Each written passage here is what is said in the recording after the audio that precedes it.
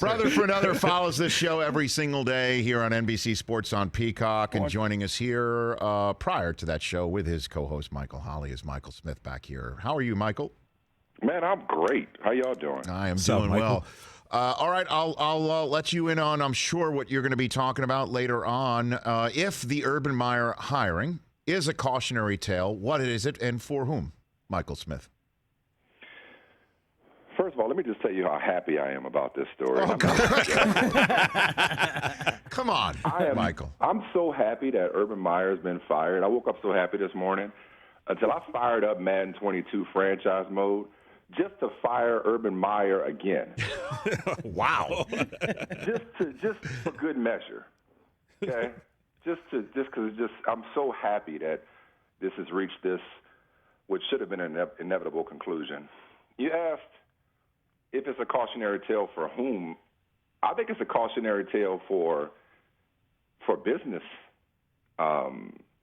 across the board, for anybody looking for a CEO, because what I don't like is, and this happens every time a college coach fails, as if NFL coordinators don't fail, as if we haven't seen some college coaches come into the NFL and make it. A lot of them come from college. Maybe they gained some NFL experience along the way before becoming a head coach. Others failed at the NFL level for a variety of reasons. Urban Meyer failed for one reason and one reason only, and that was because he lacked character. This was not about coaching acumen. This wasn't about X's and O's or schemes.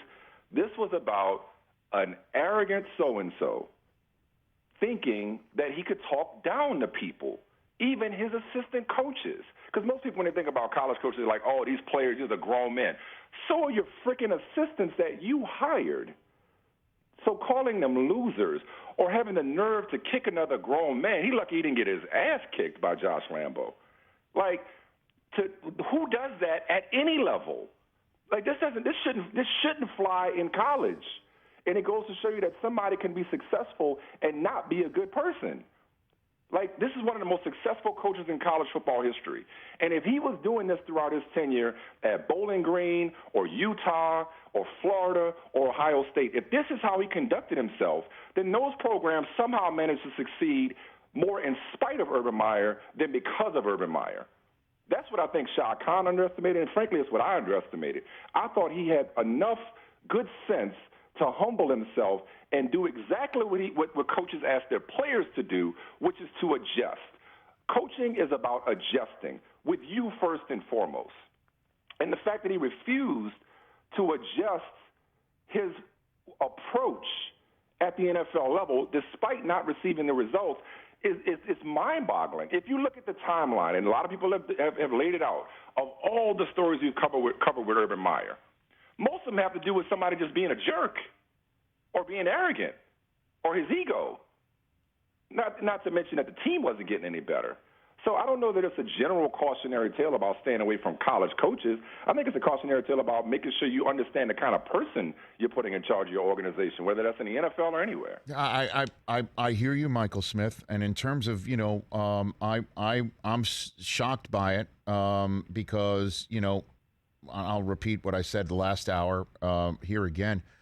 We at NFL Network, we've had coaches on with us. David Shaw has been a first night mainstay for us from Stanford. And then in the second night, we went through a period of time where we would have another college coach come on. 2016 was Urban Meyer in Chicago. And that guy who showed up on that set knew everything about every kid that was on that stage, okay? And he was able to, he was engaged, he was locked in, he was knowledgeable about everybody there. I can't believe that guy didn't know when he was asked this week about one of his players, and Andre Sisco, him saying, I don't have the numbers in front of me, but he's playing a little bit more, and he had 0 defensive snaps. Right. I honestly, I can't compute. Maybe he's just different. He's older, or the losses just, that's to me, like, you want to talk about the character issues. That's one thing. There's also incompetence that I saw. Correct. That I couldn't fathom. I just couldn't fathom that. How about incompetence coupled with indifference? Because maybe it was a money grab all along, and maybe he's something of a front runner. He's won everywhere he's been, and everybody talks about how hard he takes losses. Maybe it's one of those where he just wasn't in a mood to really rebuild. Maybe it was harder than he thought it was going to be. And once he got in and realized, wait a minute, this is actually going to take work, maybe he checked out. I'm with you. How do you go 187-32 with 3 national championships and not be good? Like, I don't even blame Shad Khan for all of the personality flaws, which many people knew, and all the missteps that Urban Meyer had when it came to issues of character. Nonetheless, the dude was one of the most successful coaches in college football history. That's not a bad gamble to make that he can't transition into the NFL. Sometimes it's not that you read the person wrong. Sometimes the person is just not who they have been. You're absolutely right. Maybe he's a different guy than the one who had been successful at all those different stops. Because it wasn't just that. It's the James Robinson situation. It's whether or not Trevor Lawrence can execute a quarterback sneak or not. It's, of course, staying behind. Who stays behind after a loss? Like, even college coaches don't do that. I don't know. Maybe he did it where he was. Because the bottom line is this, Michael Smith. When you look at an NFL head coaching jobs, okay, to get a 5-year contract, okay, in a state where there is no state income tax, and an owner who is not known as meddlesome by any stretch of the imagination, right? Who has shown patience with Doug Marrone and Gus Bradley before you, okay? Yeah. And you're handed one of the most generationally talented quarterbacks as your first selection. You're with another first-round selection to boot, okay? That is truly one of the most plum NFL jobs that I've seen given to anybody in my 18 years with NFL Network and covering this day in and day out. It was the job in the offseason. And for this to be the result is still something that it's going to take more than just this show, this day, this week for me to fathom. Can't believe it. Can't believe it. It seemed intentional. What do you mean by that? What do you mean by that? I just mean self-sabotage. Like, I mean, okay, if you do something as egregious as stay behind and hang out and get caught on video with a woman that's not your wife in Ohio while your team travels home after a loss. Winless on the year. Right. I'm sorry? Winless on the year still. Yeah. Right. And live to tell about it. And the owner says, you got to regain our trust. Most committed people would go out of their way to change, to have some kind of self-awareness and to say, hey, you know what? I gotta straighten up and fly right because I'm already on probation. Instead, it's almost as if he tried to one-up himself and dig himself a deeper hole. He just didn't want to be. He just seemed like he didn't want to be there. Not only was he disconnected, he was disinterested in being there, and along the way, just kept doing things. I mean, we can't. I'm sure if we broke down film or got into some of the strategic decisions, there are missteps there as well. But his high-profile missteps strictly come from a place of hubris. And that's why I don't – and I'm glad you mentioned somebody like a David Shaw. I just hope that this doesn't become a conversation about college coaches, because there are a lot of good men coaching college football who have the ability to coach at the next level. Some of them came from the NFL to college. I just don't want this to be some kind of black mark on college football or college football coaches who are excellent teachers. This is strictly an Urban Meyer character issue. This is about him. And, again, whoever he was at Ohio State and Florida, if he was doing stuff like kicking people or kicking kickers and calling them names and calling assistants losers and berating people that way, that's not leadership on any level in any arena. Michael Smith here on the Rich Eisen Show. And by the way, I'll talk about David Shaw anytime. If I'm an owner, that's who I call up. I call him and say, here's a blank check, David. You come. I've told him You know what I'm saying? I've told him that. I've also told him that my sons are now currently ages 13 and 10. They might not play football, but can he at least consider offering them right now? Yeah. You know, or at least put a word in 2032. You know what I mean? Yeah. Like, honestly, I think the world. And by the way, part of the reason why David Shaw would work at the next level is he's worked at this level before. And Correct. He's been around winning organizations, and he knows what winners look like and sound like, and he's got character coming out of every pore of his body. So I always pound the table for him. You know, Rich, again, in any walk of life, you know, he who knows not and knows that he knows not, there's wisdom there, okay? And most coaches, most successful people, most successful leaders surround themselves with smart people and let them do their jobs. And if you don't know something, you don't pretend like you're the smartest person in the room. And I just can't understand for the life of me how his ego could have been so out of control that even in the face of diminishing returns, he wouldn't adjust and adapt and say, hey, you know what? My way doesn't work here. If he wanted this thing to work, he would have adjusted. But it goes back to what we've been saying. There was something that just he didn't want it. After a while, he just didn't want it because early he had enough time to get it together for an owner who, if this story in the Tampa Times doesn't come out, Urban Meyer is still a coach today. Maybe so. Michael Smith, brother from another, here on the Rich Eisen Show. How about Coach Prime? How about your boy? How about it, right? He changed. How about your boy? How about that? What's your 2 cents on that subject? Of you talking about him? When were you talking about him?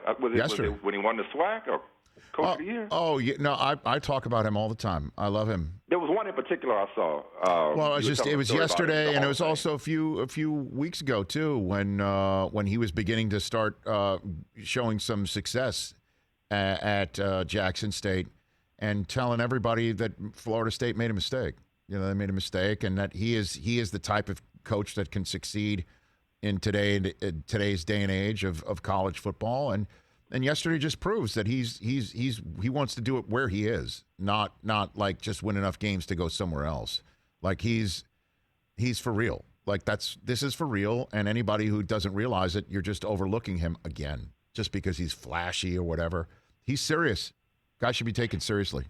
I hope, no question. I mean, I hope this is for the long haul. And the only reason I say hope is not that may not be his intention, but somebody in their right mind in one of these Power 5 schools is going to realize that he's not just to show that the guy can coach and he can lead and build a program. Somebody will make him an offer, and I hope for the sake of Jackson State, I hope for the sake of you know, this resurgence of HBCUs, if I may.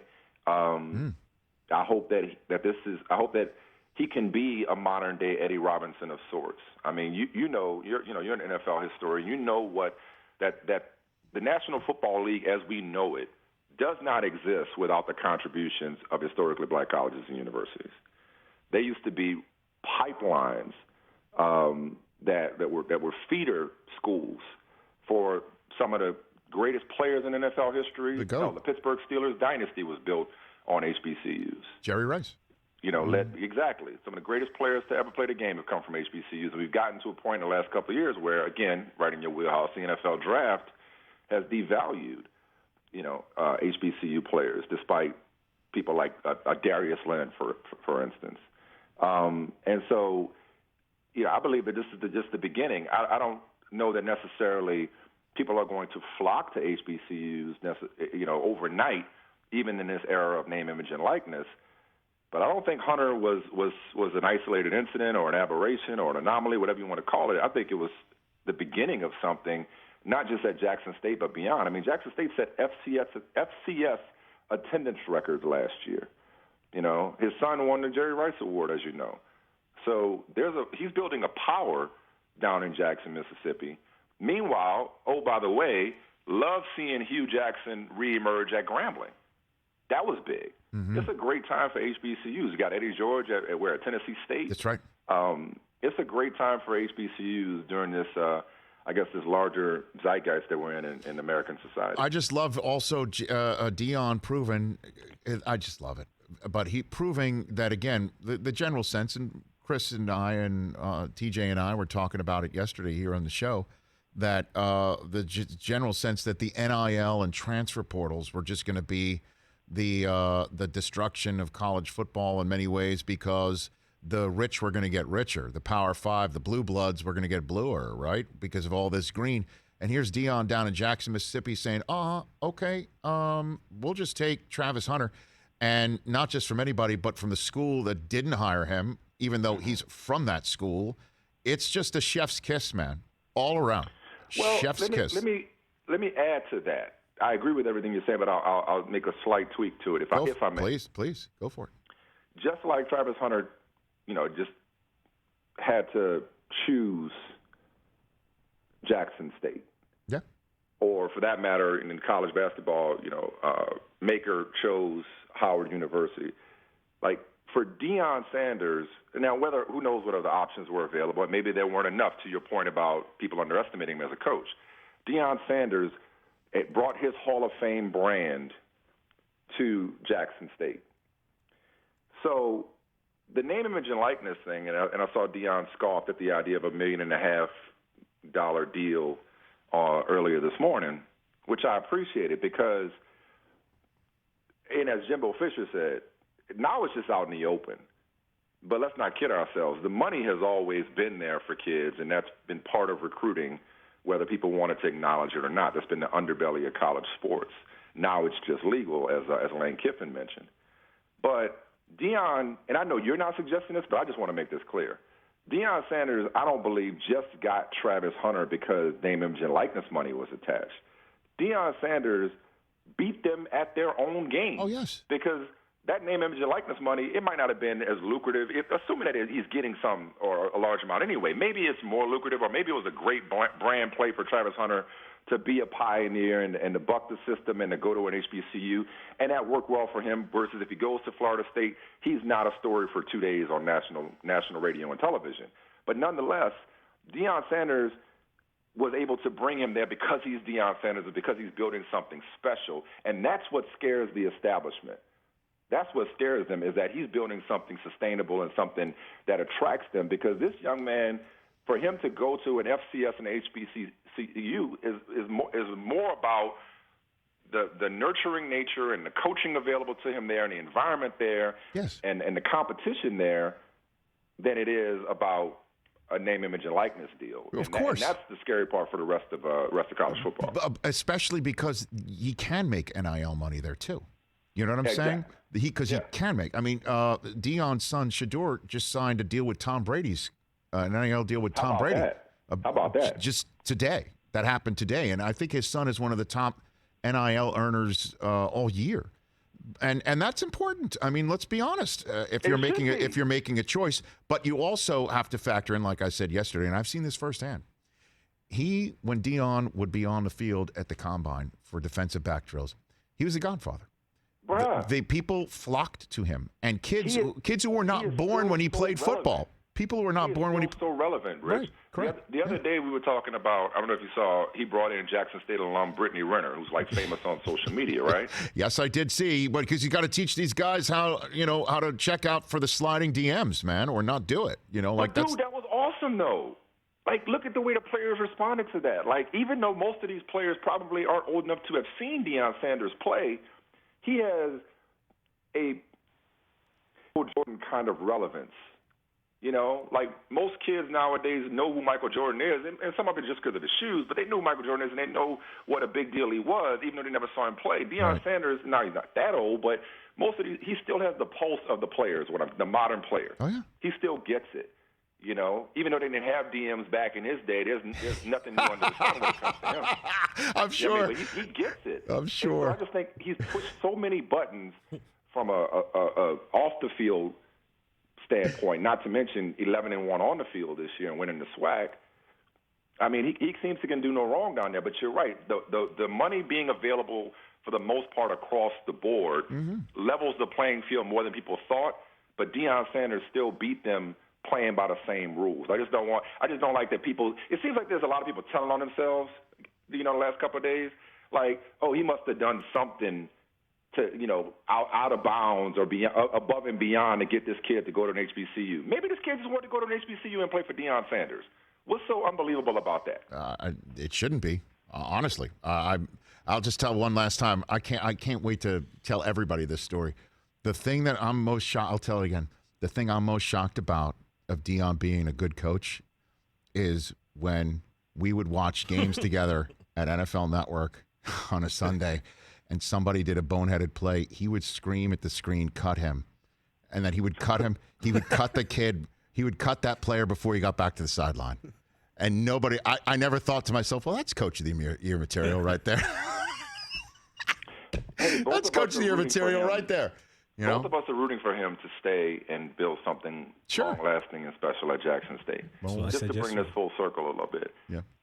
Hypothetically speaking, do you think Deion would be a good NFL coach, head coach? I wouldn't put anything past him. Absolutely. Yeah. Absolutely. Of course. Absolutely. Do you think he knows how to deal with the media? Do you think he knows what the pitfalls are? Do you think he knows how to talk to grown men? Do you think he knows what makes them tick? Yeah. Do you think how, I mean, of course, and the whole concept that you got to pay your dues. Well, he's doing that now. Yeah. You know, I mean, not anymore. I mean, you could sit there and say that, you know, taking the job that he took was a due-paying thing, but he's basically making sure everybody is, you know, sowing what he's reaping. And that's that is building, you know. Yeah, and that's exactly right. Like you know him better than I do. Reaping what he's sowing. Yeah, you know. You know him better than I do, but dude's paying from the standpoint of like, it just doesn't seem like Jackson State is a stepping stone for him. Well, I don't know. You know, I can't sit here and say what's in his future or what's in his mind, other than the fact that he wants. But his motivation. He wants to dominate there. That I know. That's what he wants to do, is show that he can do it. You know, wherever he's at. And I think, you know, knowing him, he's truly one of the most loyal guys I've ever been around, and that he takes that very seriously. Like, if you pay him the respect and loyalty, he will give it right back to you in kind, friendship and professional. That the brass at Jackson State saying, come here, I think that means a lot to him. I think it means a ton to him. This is what I'm asking you as somebody who knows him. Like, I threw out the hypothetical about him being a pro coach, and that's, you know, okay, he climbs the ladder. You know, he maybe a Power 5 school makes him an offer he can't refuse, right. You know, 3 to 5 years or whatever, and then on to the pros and blah, blah, blah. That's way down the road. But conversely, I'm just talking about his motivation. He seems like somebody who's perfectly content, as you mentioned, sowing back into the culture, giving back and molding young men in an environment that, you know, he was a couple of years ago, he was I think it was last year, he was one of the most outspoken people saying, how have we gotten to a point where the NFL doesn't draft one single player out of HBCU? So it feels like, even though he could be a pro coach, it feels like maybe college is his calling. Is that going too far? Well, I think it's teaching kids. I think he really digs it. I think he really likes it. And a perfect example, again, about how seriously he takes it. I feel like, you know, maybe members of this listening and viewing audience are kind of like the captive audience here in the studio with TJ and Brockman, who's kind of like my wife, Susie. He's heard all my stories.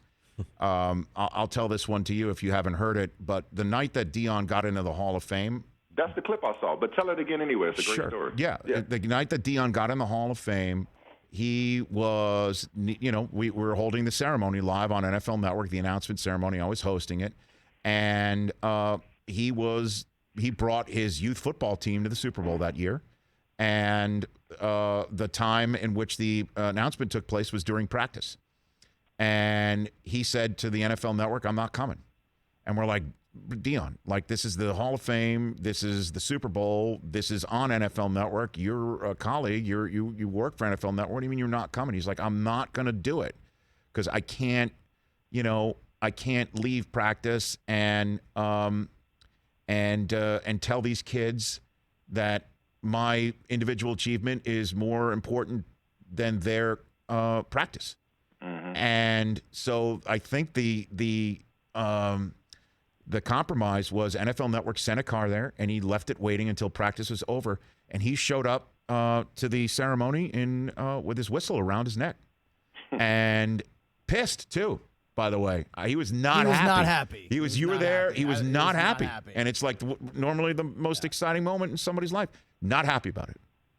That's fact. That happened. So that should give you a window into what ticks. So. Meanwhile, he's doing Affleck commercials with Nick Saban. Hey, man, that's great. He is not taking a backseat to anybody. That's Deion. He's high-stepping. Thanks for the call. Love our chats always, Michael Smith. Have a great show with Michael Holley later on. Take care. Appreciate y'all. Hey, you watched all the way to the end. Thanks for that. Watch more right here.